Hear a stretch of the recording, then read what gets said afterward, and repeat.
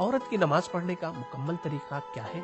क्या औरतें मेकअप के साथ नमाज पढ़ सकती हैं या नहीं? औरतें अगर किसी नामहरम के सामने या ऑफिस वगैरह में नमाज पढ़ रही हैं तो वो किस तरीके से पढ़ेंगी? आइए जानते हैं इस वीडियो में।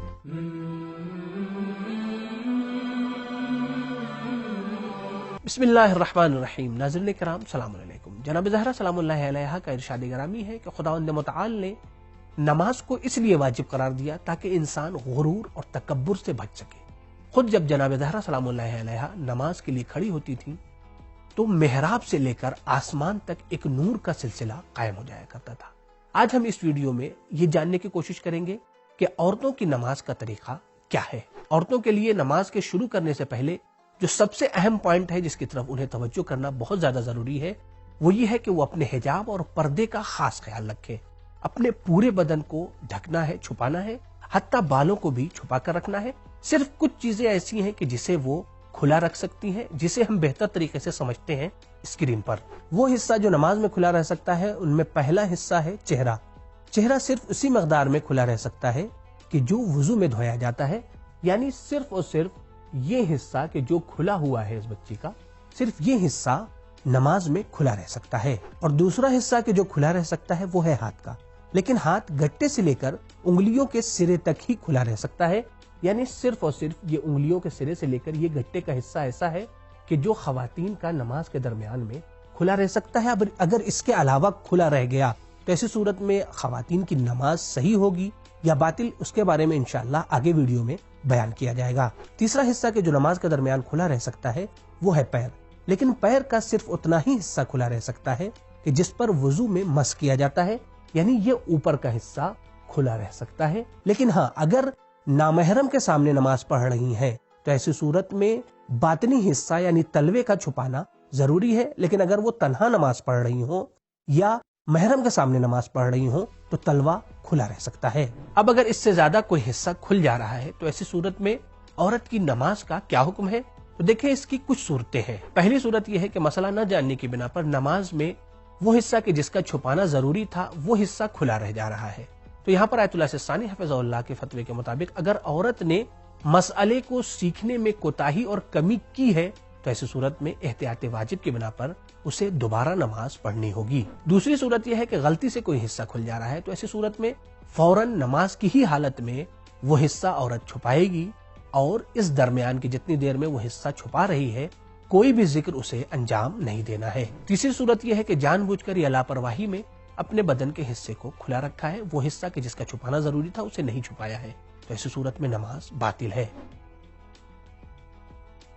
जब पर्दा मुकम्मल हो गया तो अब मरहला आता है नियत का। और नियत के बारे में आपको मालूम है कि नियत का जबान से अदा करना जरूरी नहीं है, बल्कि सिर्फ आप मुतवज्जे हो जाएं कि आप कौन सी नमाज पढ़ रही हैं, जोहर की पढ़ रही हैं, असर की पढ़ रही हैं, मगरिब की पढ़ रही हैं, बस यही काफी है। यानी सिर्फ मुतवज्जे होना काफी है।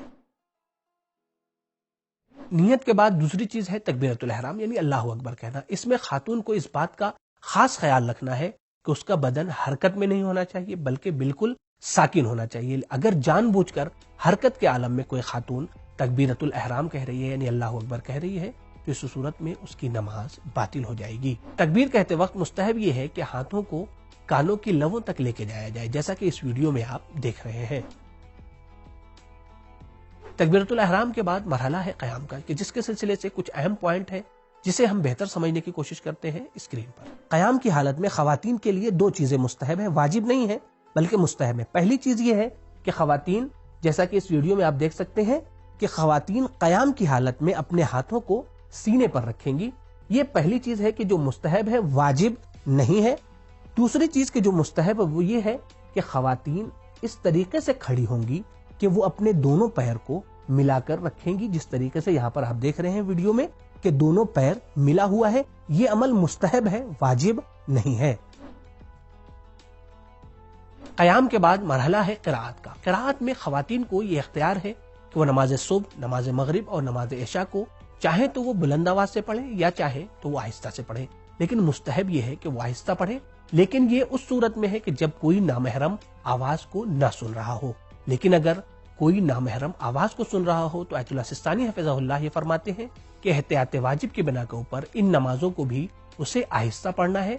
लेकिन आयतुल्लाह खामेनी हफिज़हुल्लाह फरमाते हैं कि बेहतर ये है कि इस सूरत में भी वो आहिस्ता पढ़े।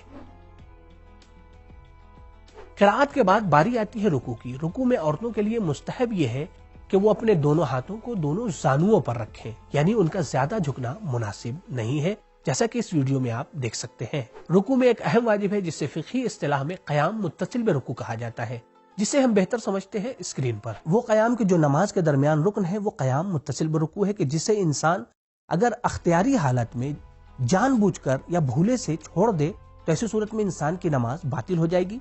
पहला क़याम के जो रुकन है वो इस वीडियो में आप देख सकते हैं कि ये जो सूरे को खत्म करने के बाद एक लहजे के लिए जो रुका गया है यहाँ पर, ये क़याम मुत्तसिल बरुकू ये रुकन है पहला।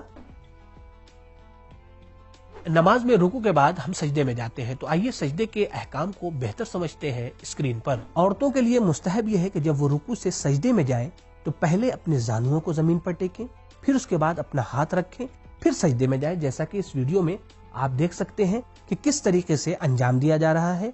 रुकू कर लिया, फिर उसके बाद से जानुओं को जमीन पर टेका, फिर हाथों को जमीन पर टेका, फिर सजदे में बची गई है। तो इसी तरीके से खवातीन को भी अंजाम देना है और ये अमल मुस्तहब है, वाजिब नहीं है। खवातीन के लिए मुस्तहब ये है कि जब वो सजदे में जाएं तो अपने आज़ा को समेट कर रखें, जैसा कि इस वीडियो में आप देख सकते हैं कि बच्ची किस तरीके से अपने आज़ा को समेट कर रखी हुई है। इसी तरीके से जब सजदे में जाएंगी खवातीन तो अपने दोनों हाथों को फैला कर नहीं रखेंगी बल्कि समेट कर जमीन से चपका कर रखेंगी, जैसा कि इस वीडियो में देख रहे हैं कि बच्ची ने किस तरीके से अपने हाथों को जमीन से चपका कर रखा है। खवातीन के लिए मुस्तहब ये है कि जब वो दो सजदों के दरमियान बैठें तो इस तरीके से बैठें कि उनके दोनों रान मिले हुए हों, जैसा कि इस वीडियो में देख सकते हैं आप कि बच्ची जिस तरीके से बैठी हुई है इसी तरीके से बैठना मुस्तहब है, वाजिब नहीं है। यानी अगर इस तरीके से अंजाम नहीं दिया तो नमाज पर कोई फर्क नहीं है, नमाज आपकी सही है।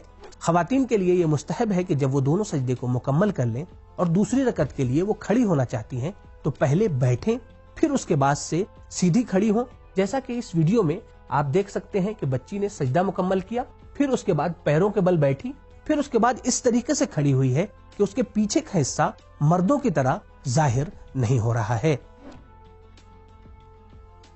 सजदे के बाद मरहला तशहुद और सलाम का है। औरतों के लिए मुस्तहब यह है कि वो अपने दोनों रानों को मिलाकर तलवे के बल बैठे, जिस तरीके से इस वीडियो में आप देख रहे हैं।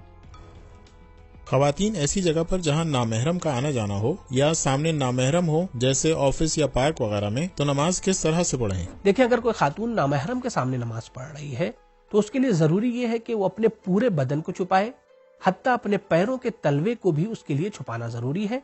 सिर्फ दो तीन चीजें ऐसी है कि जिसे वो खुला रख सकती है। एक तो चेहरा कि जब वो बगैर मेकअप का हो कि जितना हिस्सा वजू में धोया जाता है, दूसरे हाथ कि जो गट्टे से लेकर उंगलियों के सिरे तक है।